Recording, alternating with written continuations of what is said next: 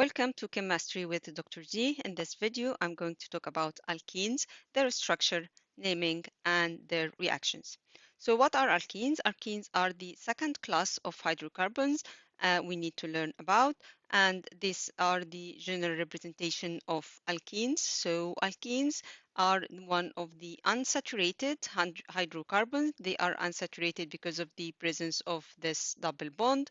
They have a general formula of CnH2n, which means they are two hydrogen atoms less than the alkanes, and that means also that the number of hydrogen atoms in each molecule will be double the number of carbon atoms. They are unsaturated due to the presence of the double bond, and the simplest alkene is ethene. Ethene is the first member of the series. It's the one which has two carbon atoms and it has this double bond. We cannot have an alkene with only one carbon atom because you cannot have a double bond unless you have two carbon atoms. The functional group of the alkenes is the double bond. This double bond is responsible for the chemical reactivity, and all the reactions, almost all the reactions of alkenes will be due to the presence of this double bond. So how can we name alkenes? So we're going to name alkenes in the same way as we named alkanes. So the first thing you need to consider is the prefix, and the prefix refers to the number of carbon atoms in the chain. So you need to count the number of carbon atoms and put the prefix. So you're going to start off with two carbon atoms. So it's S for 2, prop for 3, and but for 4 carbon atoms. And then you're going to have the suffix in the same way as alkane, but for alkene, the suffix here is "-ene". So for the first member of alkene, it's the ethene, and ethene is the one that has two carbon atoms. To draw ethene, you're going to have to draw the two carbon atoms with the double bond, and then remember that each carbon atom must have 4 bonds, so it already has two bonds or a double bond between the two carbons. So we're going to have each carbon will have two other hydrogens. So the structure formula will be CH2CH2. And remember that the molecular formula is C2H4 because the general formula is CnH2n. The second member is propene, and propene is that alkene that has 3 carbon atoms. So to draw the alkene, we're going to start by drawing the 3 carbon atoms first, and then we're going to draw one of these as a double bond. And then we need to count how many hydrogens are left. For the first one is 3 hydrogens, second one is 1 hydrogen, and the third one will be 2 hydrogens. So the structure formula is CH3, CH, and then CH2. And again, the molecular formula is C3H6. The third member is butene, and butene is the one with 4 carbon atoms. To draw butene, we need to draw the 4 carbon atoms first with single bonds, and then we need to consider where to put the double bond. We're going to find that we have two different possibilities. So let's draw these two. So the first possibility is to have the double bond between the first two carbon atoms.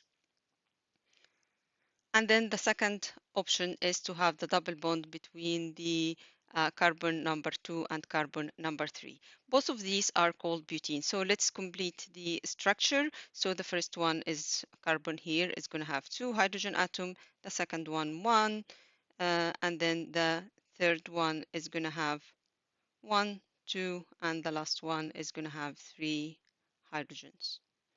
So to write the structure formula of this one, it's going to be CH2, CH, CH2, and then CH3. This butene is called 1-butene. The reason why we call it 1-butene is because the double bond starts as carbon number 1. So if you give it number 1, 2, 3, and 4, the double bond starts at carbon number 1. So this is called 1-butene. The second possibility is to have the double bond between the second carbon and the third carbon.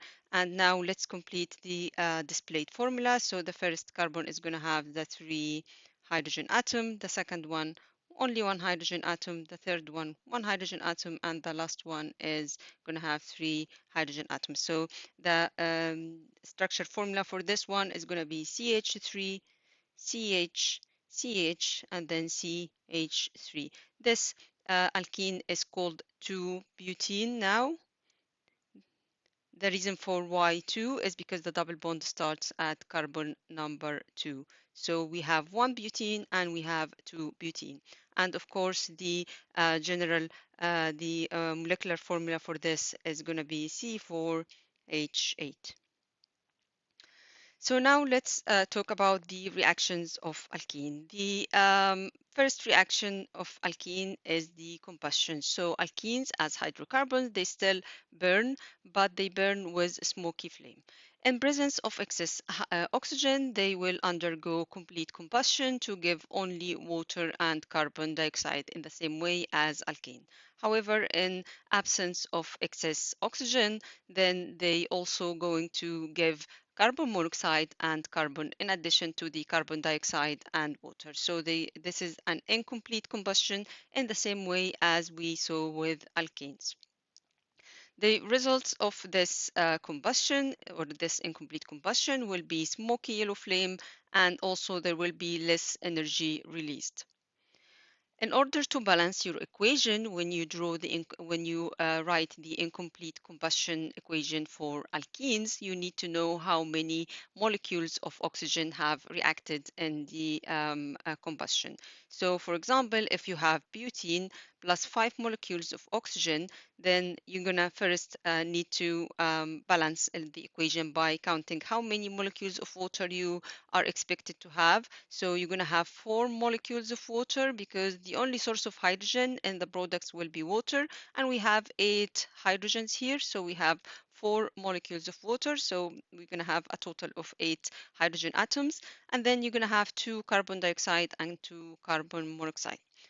But when butene reacts with only 3 molecules of oxygen, then again it's going to give you 4 molecules of water, but now it will only give 2 molecules of carbon monoxide and 2 carbon atoms. So it's not going to give you carbon dioxide now, just carbon monoxide and carbon. Now moving on to talk about the other reactions of alkenes due to the presence of the functional group. So these are called addition reaction. So first, what do we mean by functional group? Functional group is a group of atoms in the structure that will govern its reactivity and how it will react. So basically for alkene, the presence of the double bond, so the double bond between two carbons, this is the functional group of alkene, and all the reactions of alkenes will be due to the presence of this double bond. And the type of reaction is called addition reaction. Why it's called addition? It's called addition because we have this double bond, and this double bond is going to break, and then we're going to add two different atoms or two similar atoms. We're going to have two other atoms added to the two carbons, and we're going to get rid of the double bond. This is why we're going to call it, or it's called addition reaction, because you added two groups or you added two atoms to the double bond. So they are called addition reaction. So let's start with the first type of addition reaction, which is hydrogenation. This is addition of hydrogen molecule. So addition of hydrogen molecule, which is called hydrogenation, will give you alkane. Let's have an example. So if we have ethene, which is the first member of the alkene with two carbon atoms, and then we have the double bond here. If you add one molecule of hydrogen, one hydrogen atom will be added to each of these two carbon atoms with the removal of the double bond. So the final product is going to be ethane, which is the alkane. So basically we added two hydrogen atoms from the hydrogen molecule, and then we got rid of the double bond. The second type of addition is the addition of water. And addition of water, we can add one molecule of water by reacting the alkene with steam. And that will give us alcohol. When you add water, you add one hydrogen atom to one carbon, and then you add an OH, a hydroxyl group, to the second carbon next to it. So ethanol, for example, can be made by mixing ethene with steam and then passing it over a catalyst. So this is a catalytic reaction. So basically, when you have ethene, this is the first member of the alkene, and then you react it with water, then you're going to break the double bond. You're going to add one hydrogen to the first carbon, and then you're going to add OH to the second carbon. That will give you an alcohol that is called ethanol. So basically, two carbons, this is an OH added here, hydrogen added here, and the remaining two hydrogens will stay the same. So this is CH3, CH2, OH, and this is called ethanol. Ethanol can be made industrially by this type of reaction, by reacting ethene with steam. And to separate the ethanol from the reaction mixture, we can do this by doing two steps.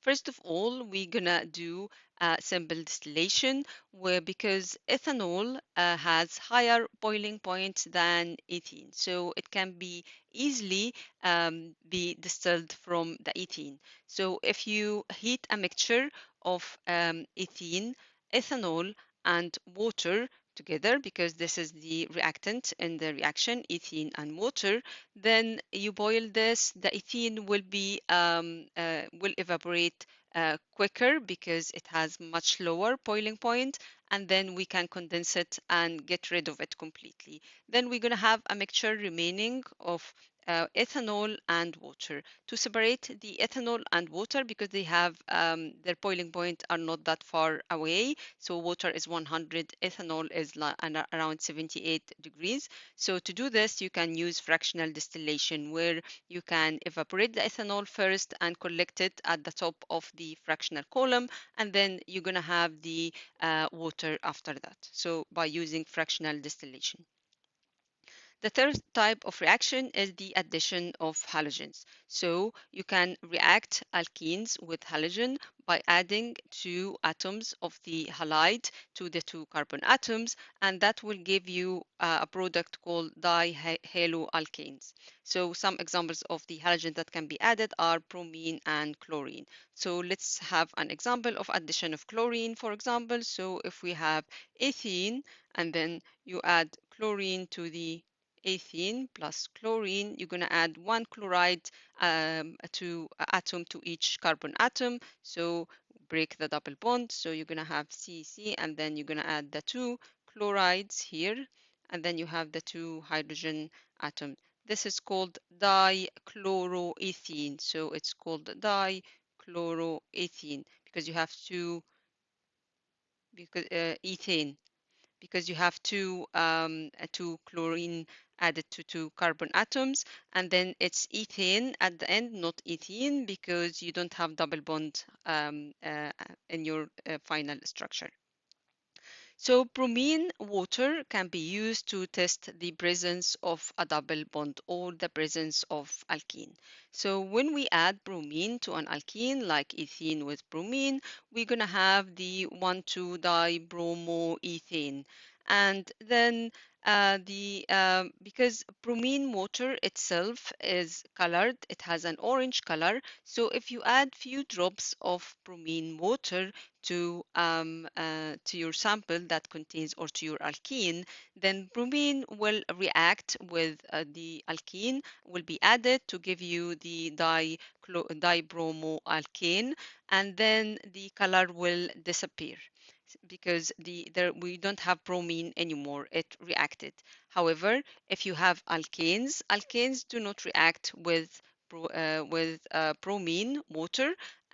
Bromine will not be added to the alkane. They don't have double bond. There is no addition reaction, so there will be no color change. So to test whether or not you have a double bond or you have an alkene, then you can use bromine water.